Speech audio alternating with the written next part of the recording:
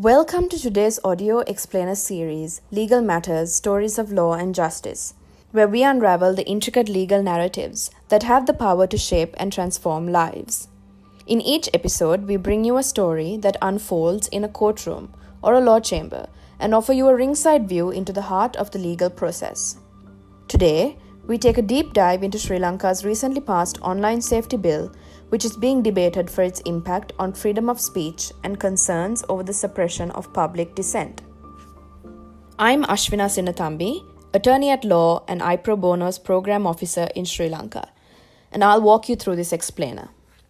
The connection between cybersecurity and democratic liberties is a complex one that challenges governments worldwide. Sri Lanka took an important step in this area with the introduction of the Online Safety Bill in September 2023. This bill marks a turning point in the digital governance of the nation.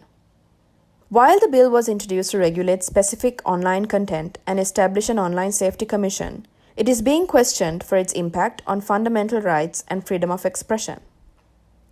On January 24, 2024, the Sri Lankan Parliament passed the bill. This development has heightened the debates around the proposed law. But why are there all these apprehensions and concerns about the bill?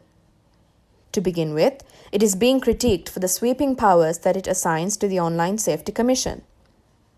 This commission is empowered by the President of the country and will have authority over online content. This has led to worries about excessive governmental control and the potential over-regulation of online activities. Critics have also pointed to the bill's extensive list of offences and the stringent penalties that are attached to them. They fear that these provisions might be misused to suppress dissent and hinder the free flow of information. They also claim that these offences are often not clearly defined. For example, there is no clear delineation for terms like bots, cheating, online platform, impersonation, or offending religious sentiments. This means that there is a serious risk that these terms may be interpreted in a biased or subjective way. Some of the particularly worrying elements include clauses relating to cheating by impersonation, communication of false statements to offend religious sentiments, or circulating false reports to cause mutiny or offences against the state.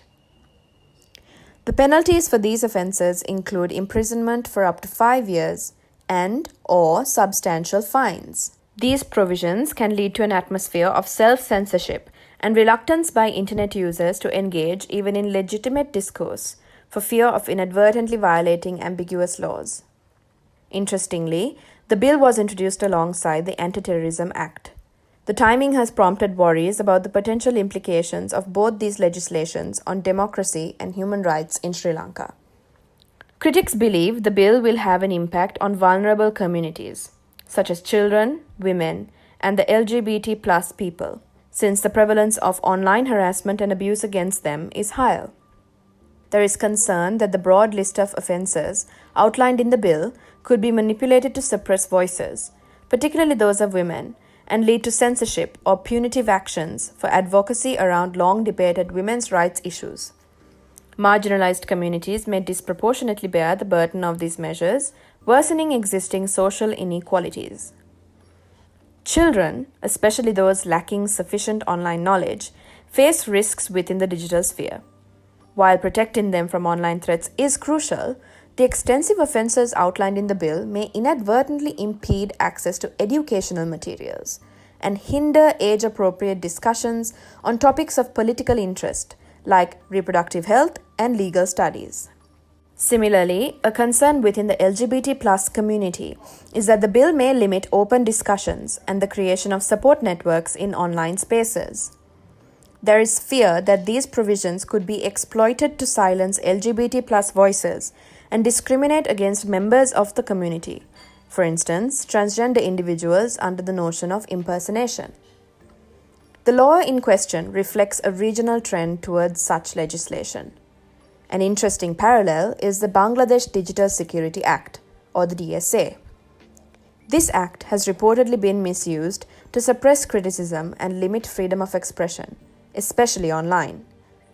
Critics say that the act has been misused to target various individuals, including journalists, students, and educators. There are reports of numerous arrests and charges, with individuals awaiting trial or imprisonment. For Sri Lanka, the Bangladesh experience is a cautionary tale. Sri Lanka must approach online safety legislation with caution and ensure a balance between digital security and upholding democratic values. The country stands at a crucial crossroads where thoughtful amendments, intersectional considerations, and a commitment to democratic values can pave the way for a secure digital future without compromising fundamental freedoms. Thank you for listening to our explainer on this story. Stay tuned to our audio series, Legal Matters, Stories of Law and Justice, as we bring you more stories from the legal world that make a difference in people's lives.